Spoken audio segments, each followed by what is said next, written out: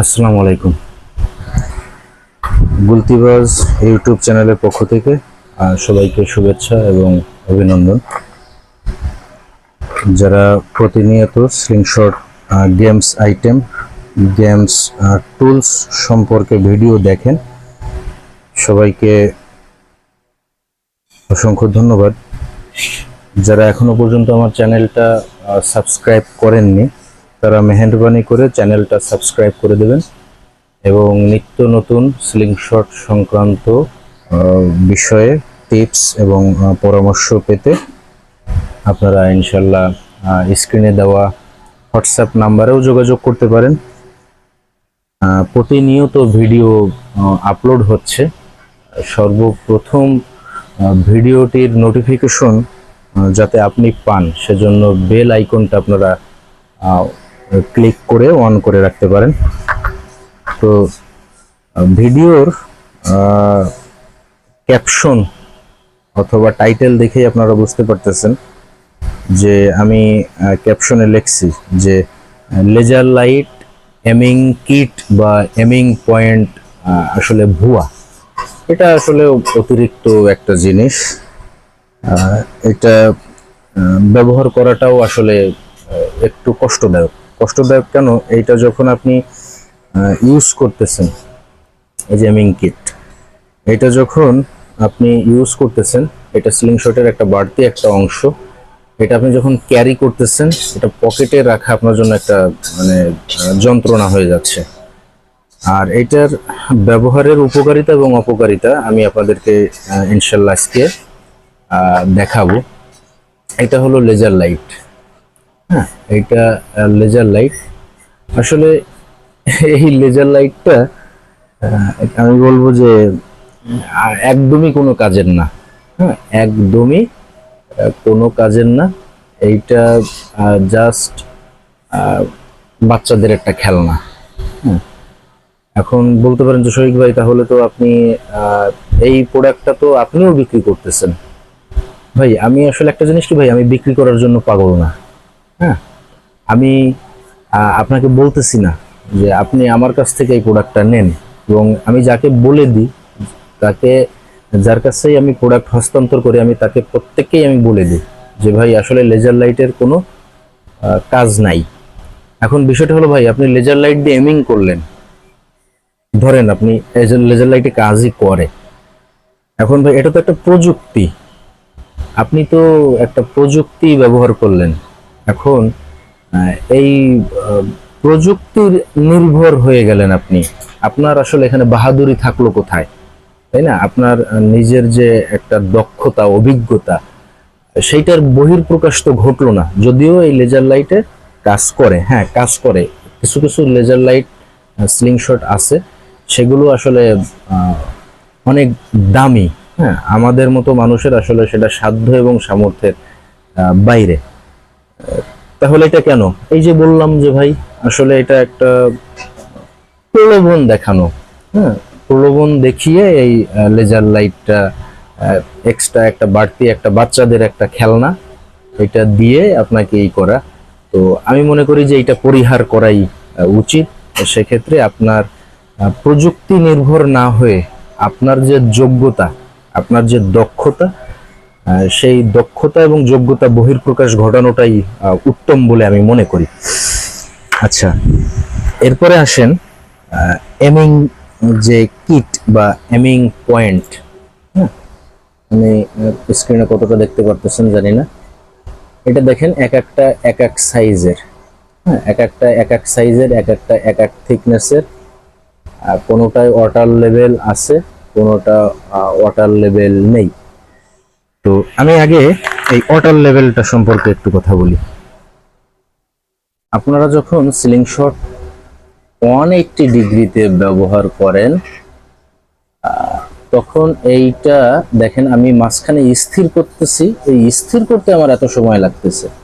তাহলে আপনি এমিং করবেন কখন, আর শুট করবেন কখন, এমন রিলিজ করবেন কখন, যদি আপনার এই ওয়াটার লেভেল ঠিক করতেই এত সময় লাগে যে আপনি এটা মিডিল পয়েন্ট আছে কিনা, হ্যাঁ ডান বাম, অর্থাৎ সিলিং শটটা আপনি যখন ধরবেন, এটা তো এইভাবে থাকে, না? এইভাবে যখন থাকে, আচ্ছা এটার জন্য এটা না, এটা দিয়ে দেখাই। এটা ধরেন আপনি 180-তে, অথবা এটা না, এটা আপনার 90 ডিগ্রিতে।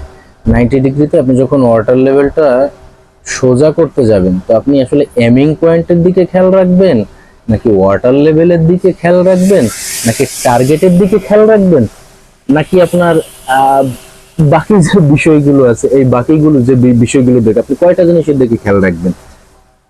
তো আসলে ওয়াটার লেভেলটা 90 ডিগ্রি, এবং ওটিটি কিছু স্লিং শট আছে যেগুলো তো টোটালি ব্যবহার হয় কিনা আমার জানা নেই, আমি দেখিনি এখনো পর্যন্ত ওটিটি স্লিং শটে ওয়াটার লেভেল ব্যবহার করতে। হ্যাঁ, তো এই হলো ওয়াটার লেভেলের কাজ। আংশিক কাজ আছে। হ্যাঁ, প্রথমত যারা নতুন অবস্থায় আছেন তাদের জন্য এটা কিছু সময় বা কিছু দিন, কয়েকদিনের আপনার ইনশাল্লাহ এটা কাজে লাগবে, যে আপনার 90 ডিগ্রিটা, যে আপনি যে সোজাভাবে যে গ্রিপিং করছেন কিনা, এটা ধরা ঠিক আছে কিনা, এটা আপনারা এই ওয়াটার লেভেল দিয়ে আপনারা চেক করতে পারবেন। আচ্ছা, এরপরে আসেন এমিং পয়েন্ট। হ্যাঁ, এমিং পয়েন্ট এখানে দেখেন যে হলুদ লাল, হলুদ লাল, হলুদ লাল। হ্যাঁ, তো আমরা যখন এটা সেট করতেছি, ধরেন 90 ডিগ্রিতে, 90 ডিগ্রিতে এটা সেট করতেছি। হ্যাঁ, এটা সেট করতেছি, তো প্রথমে উপরের এটা আপনার হলো 10 মিটারের ভিতরে, 10 মিটার রেঞ্জের ভিতরে। এখন মিটারের হিসাবটাই অনেকে বুঝেন না। তো 39 ইঞ্চিতে আপনার 10 মিটার।